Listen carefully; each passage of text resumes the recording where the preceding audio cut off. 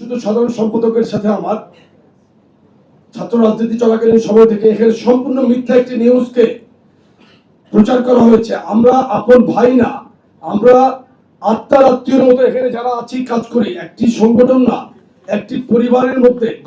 গণতন্ত্রের সৌন্দর্য এটাই যে আপনাকে কথা বলতে দিতে হবে। 10টি সাংগঠনিক বিভাগ নিয়ে কথা বলা শুরু করেছি। একটি বিভাগ থেকে একটি প্রস্তাব এসেছে, আরেকটি বিভাগ থেকে বলা হয়েছে যে না, এটা এইভাবে না করলে ওইভাবে করলে ভালো হয়।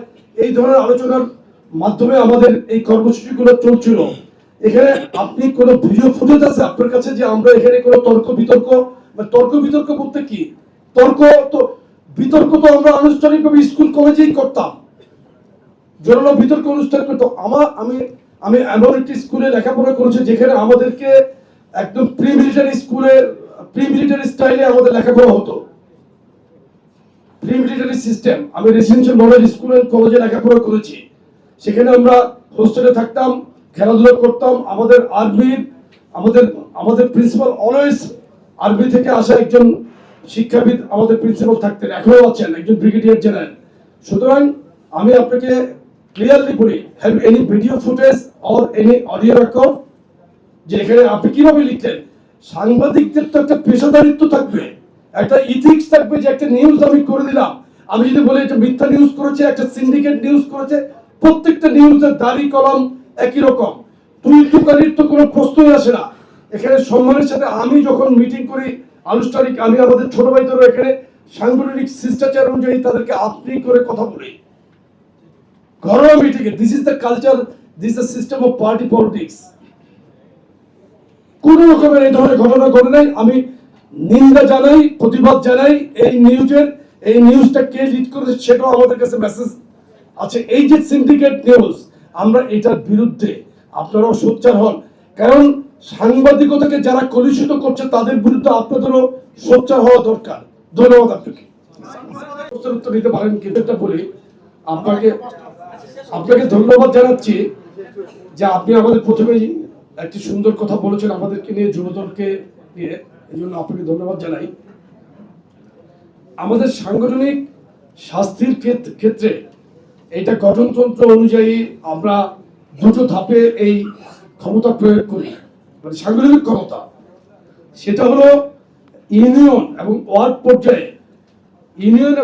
পর্যায়ে কোনো ব্যক্তি পদের কোনো ব্যক্তি কোনো অভিযুক্ত হলে তাকে বহিষ্কার করবে, শাস্তির আওতায় আনবে জেলা। উপজেলা থেকে উপজেলা, জেলা, এটা করবে কেন্দ্র। ওই আলোকেই আমরা করি। আবার কোনো ক্ষেত্রে, দু একটি ক্ষেত্রে ইউনিয়নের সেন্সিটিভ ইস্যু থাকলে আমরা সেখানে করি এবং আইন প্রয়োগকারী সংস্থাকে ব্যবস্থা নেওয়ার জন্য বলি। এই কারণে সেন্ট্রাল যখন বহিষ্কার করে তখন প্রশাসন এটা খুবই গুরুত্বের সাথে নেয়।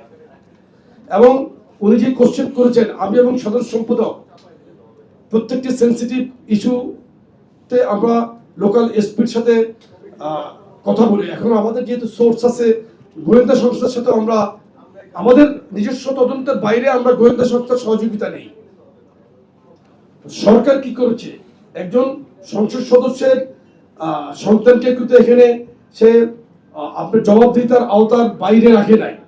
আচ্ছা, এখন তাকে, যেটা আমি সাধারণভাবে জেনেছি, যে তাকে তো এমপির সন্তান হিসেবে দেখে না, একজন সাধারণ মানুষের মতোই তাকে নিয়ে গিয়েছে।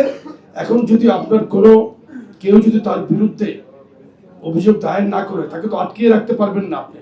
আর আমরা সাংগঠনিকভাবে আমাদের গ্রেফতার হওয়ার পরে আমরা আমাদের বিভিন্ন চ্যানেল থেকে এটা আমরা যেভাবে ব্যবস্থা নেই সেই ব্যবস্থা নিয়েছি। আমরা তদন্ত, এই ক্ষেত্রে আমাদের একটি মানে টিম কাজ করছে। এখানে প্রত্যেকের মধ্যে বিভিন্ন ধরনের উচ্চ আশা থাকে, উচ্চাকাঙ্ক্ষা থাকে, অশুভ নজর থাকে।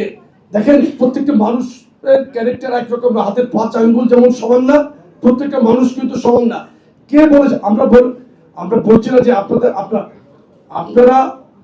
আপনাদের দায়িত্ব ছিল, কেউ বললে সেটাকে যাচাই করা, অন্তত সভাপতি এবং সাধারণ সম্পাদককে ফোনে মন্তব্য নেওয়া। কেউ কি নিয়েছিল ফোনে মন্তব্য? এটা তো সংবাদপত্র নীতিমালার পরিপন্থী।